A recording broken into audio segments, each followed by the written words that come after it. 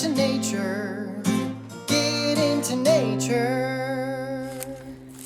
Well, I don't know about you, but I love a good mystery. And better yet, a great detective, like Nancy Drew or the amazing Sherlock Holmes. A good detective is a natural-born noticer. They can take all the clues and evidence and decide what happened here. Did you know there's actually lots of mysteries right out here in the great outdoors? So today on my hike, I found something very mysterious going on. Are you ready to check it out? Come with me and let's get into nature.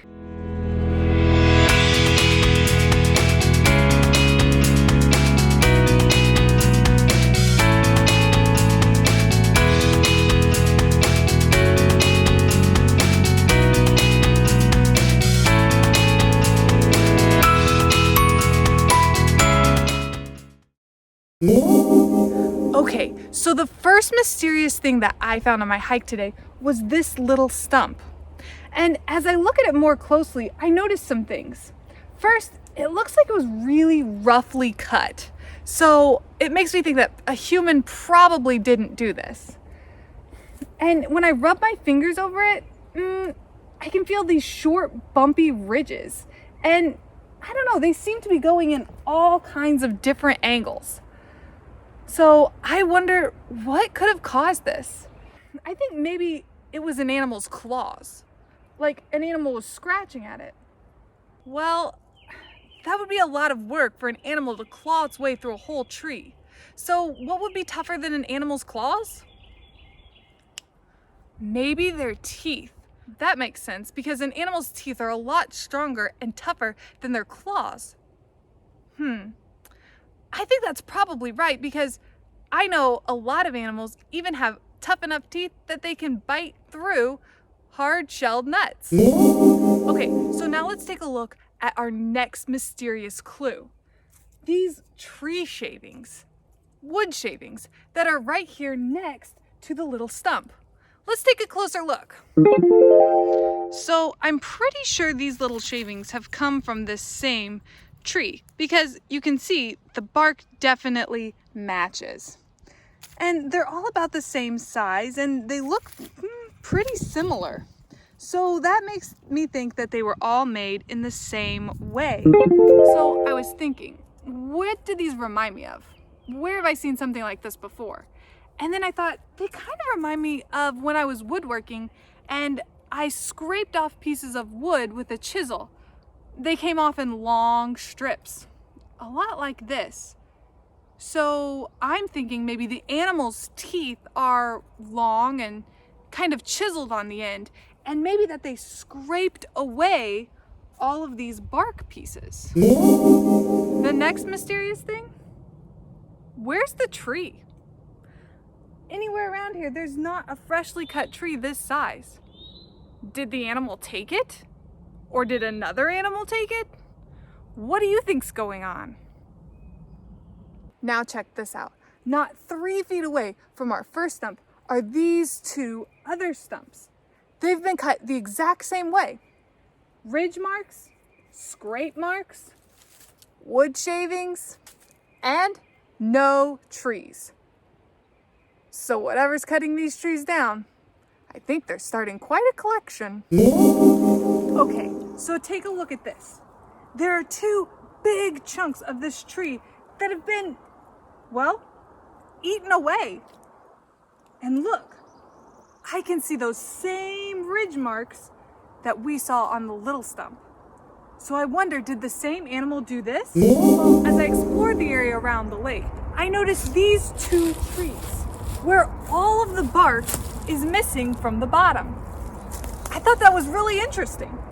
And then I looked closer and I noticed those same scrape marks that we see on the log that was in the lake and the little stump back at the stream. So I wonder, this has to be the same animal, but why would it stop right here? And why would it only eat the bark? It doesn't seem to have messed with the rest of the tree. It makes me think maybe this animal isn't very tall and that's as high as he could go.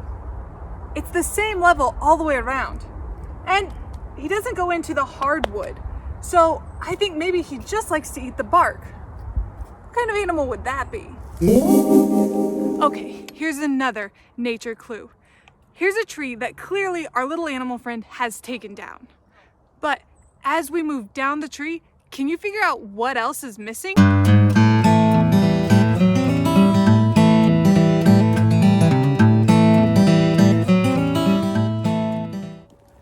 Okay, so did you catch it?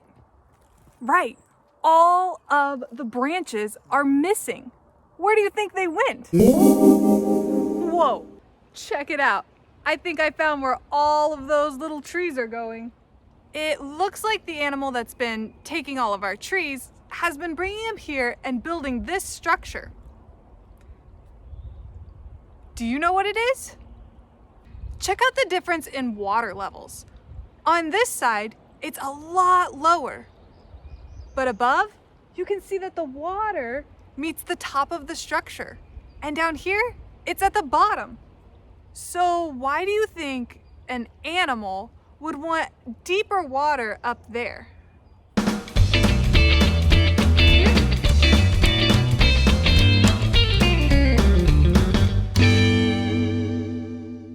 So, have you figured out who the culprit of our mystery is? Did you guess a beaver? You got it! Beavers are the second largest rodent in the world. Adult beavers are around 3 feet long and have been known to weigh over 55 pounds. Beavers have large front teeth that never stop growing. The constant gnawing on wood helps keep their teeth from growing too long. They use their teeth to gnaw through the bark of trees and eat the sugary layer of wood beneath called the cambium. Beavers are herbivores. That means they only eat plants. They love to eat the wood of trees such as the aspen, birch, maple, and cherry trees, but they also like to eat pondweed and water lilies. Beavers will fell trees by gnawing halfway through the bottom of the trunk, making it weak. Then they let the wind do the rest of the work by knocking the tree over. The beavers will then take the smaller branches and logs to build their dams. That's what we saw, a beaver dam. Dams are usually built by a colony of beavers working together. Beavers will build these dams to create deeper ponds above the dam. Those ponds slow down the flow of water so that the beaver can build their home or lodge. The dams prevent the beaver's lodge from being washed away. Beavers have a good sense of hearing, smell, and touch. They're able to hear the sound of flowing water near the dam, and that sound triggers their instinct to build, to prevent leaks. Though they don't have very good eyesight, they do have a special eyelid that allows them to see underwater. Beavers may be slow on land, but thanks to their webbed feet, they are fantastic swimmers. They can easily move and position logs underwater. Beavers are mostly nocturnal. That means they're usually active at night. They have a broad, scaly tail that they use to forcefully slap the water as a sign to others that there might be a predator in the area. They also use it to help balance while they're walking and standing upright on land. Beavers truly are nature's architects. They can change their environment literally overnight. Their amazing building skills are why we say someone is as busy as a beaver.